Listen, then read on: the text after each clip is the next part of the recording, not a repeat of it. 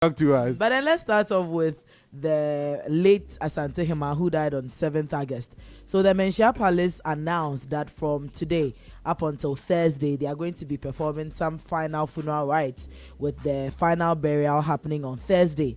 So as such, you know how Asantes, they don't play with customs and then their culture. So as such, they announced that there's going to be a curfew, particularly on Thursday. It's going to start at 7 p.m.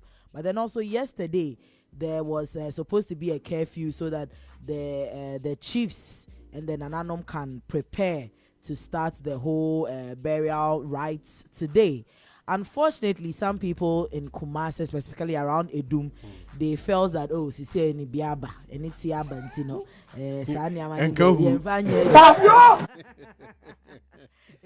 they felt like, oh, these things, Oma Kambat, with a young Kohe, say, Assembly Besia, and Abrafon, oh, Jai. So when the whole issue happened, if you are joining us on Facebook, you can see the Abrafo who were should I say attacking, or they were trying to get them to comply with the rules from Menchia. That is some traders who had decided to display their wares and still come to work regardless of the directive from the Menchia Palace, that is from the Asantehemaa into the Afan Chomo cries. Kneel down. Conform. I don't know money. No money down now. You know, I stayed in Kumasi for a while. I worked in Kumasi for a while, and during the time I was there, I think there were periods where there were some royal funerals, you know, and some of these directives came up, you know. And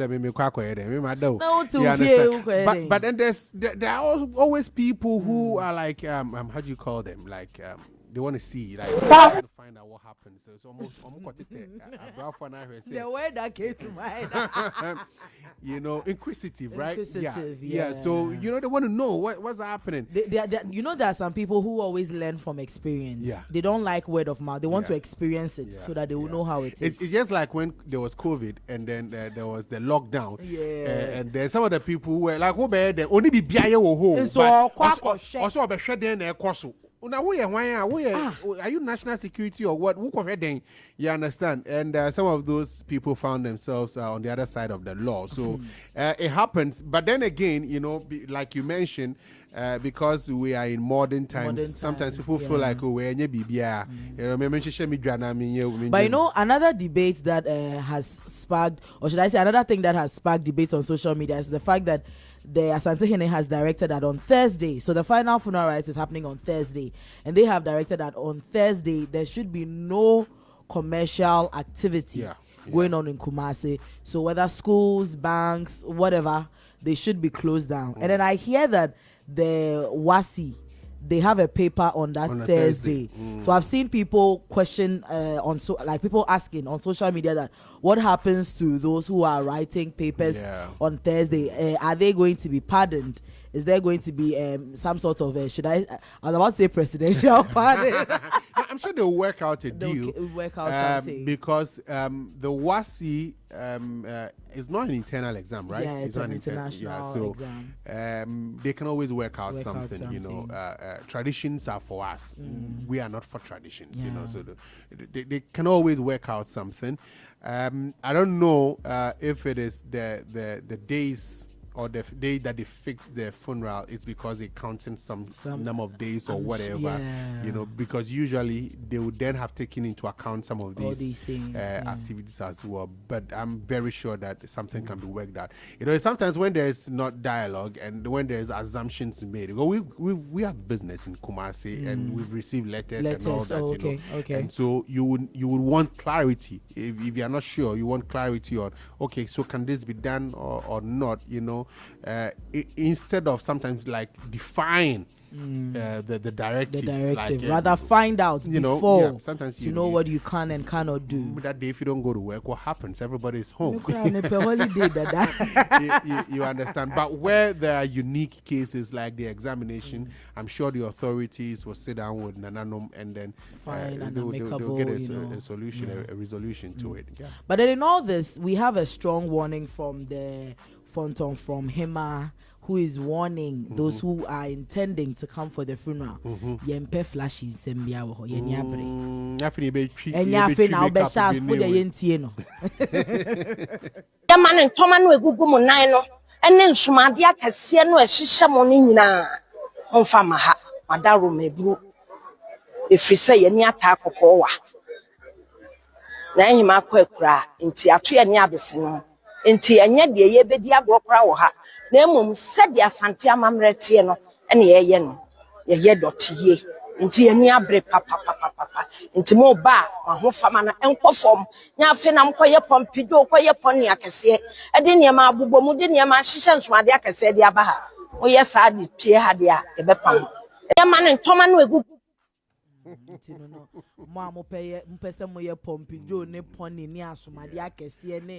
I went for a funeral one time. It was a chief. I've forgotten which chief it was. I don't even know why I went for that funeral. Like I was in Kumasi then, and there was talk about the funeral. It was a big chief. I've forgotten whether I forgot it. Whether it was a Bantama chief or one of those chiefs. It was a big chief. You know, it was a big funeral. And there was talk about it, and they like when I went there, like I just wanted to see something. Just wanted to right? see what was happening. Am I or no? Fashion show. Actually, was then I was told that some of the young girls, when they do that, they actually come into like fish. Oh yeah, they are coming to market their wares. Yeah, so, they are coming to look for customers. But I was wondering that. It was the first time I was seeing something like that. It's a funeral. Are you girls so polished up and with like, their corsets and beaded gowns? I wonder. Sometimes I wonder. This was like in 2005, I should think. I was in Kumasi. That time, Nimpo. No, even then. That was the first time I experienced something like that. That like. Because in my mind, funeral there is a solemn occasion, you have to dress down. Bible times you have to wear sackcloth and then cover your head with ashes and all that, But I mean, it was crazy. So now you can imagine what's going on. Yes, Asantehemaa, morning moderation. But those people don't go baby. Baby, ye no one. Yeah. I'm like, a year one here, I didn't even see the funeral. I say, we knew. Your man you.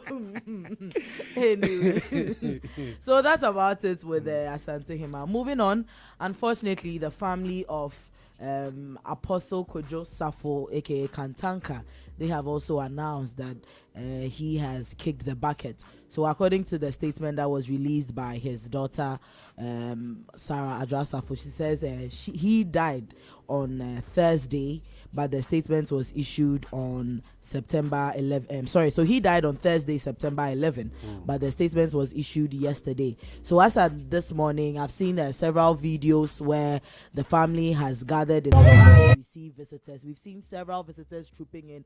We've seen the likes of former Vice President Dr. Baumia. We've seen Acquah Menu, who was the parliamentary candidate on the ticket of the NPP for the Adenta constituency. We've also seen the Domekwa Benya MP, Elike Makugu. Like several high-profile personalities have gone to visit the family to pay their respects to the family of the legendary Apostle Dr. Kwadwo Safo, aka Nyinia.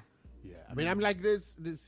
He's a big man, right? Yeah. If you and we've made fun, we've created jest out of the his innovations that he's made, Yeah. But sometimes when we have these innovations come from outside, we embrace them and we think that they're doing some. Because we see some of these Chinese videos and then we see some of their turned on in unconventional ways, and then we applaud it. And we have a Ghanaian who makes a TV that you have to clap for it to come on. You have to do all, and then we are laughing. And for me, that's a starting point. If we don't disregard that, then we can build on it.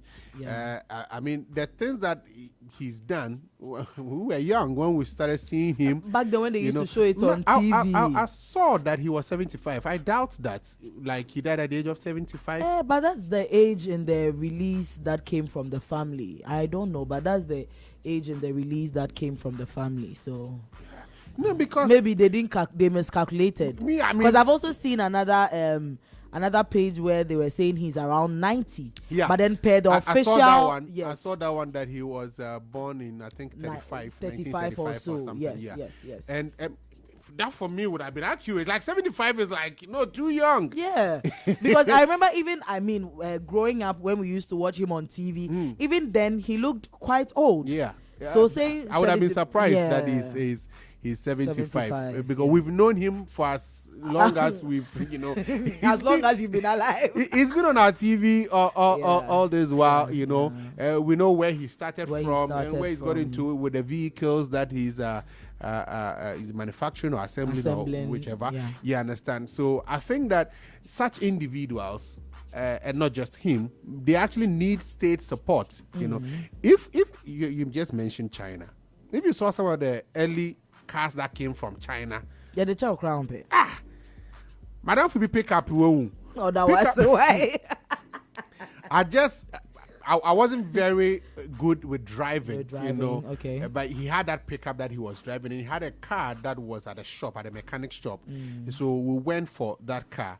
And then when the mechanic had finished, so we had to send both cars, and then it was like, okay, I should drive the pickup still. We're trying to bear 500 degrees, so before. And also, nobody now will show them. No, like you tell it like that, then you bring it back again, like, hey, Masa, they know what you want. Where they go on? What you what's crazy is some of those early cars that came out of China. Yeah. But today, the cars that come from China. Oh no! Like we have self-drive cars. And don't let anybody lie to you that this is a China car, so is of a lower quality or whatever. No, So I'm saying that sometimes we just need to accept the things that our people do, and then rather build on it. Build on it. Invest in R&D. Help them improve and all that. But I mean, that's a great man. That he's passed. I remember they used to do these farms and all that to feed the church and to feed others. I don't know if they still do that. He had this training school where he was teaching people, where they were manufacturing all these things that we are talking about. I mean, he's done a lot. He's done a lot for society. So may his soul rest in peace. And of course, condolences to his family, his church members, his workers. I mean, everybody who, one way or the other, whether directly or indirectly, were benefiting from him. I'm just hoping that his legacy will live on. It should, because sometimes when these great men pass, then everything goes haywire. Yeah.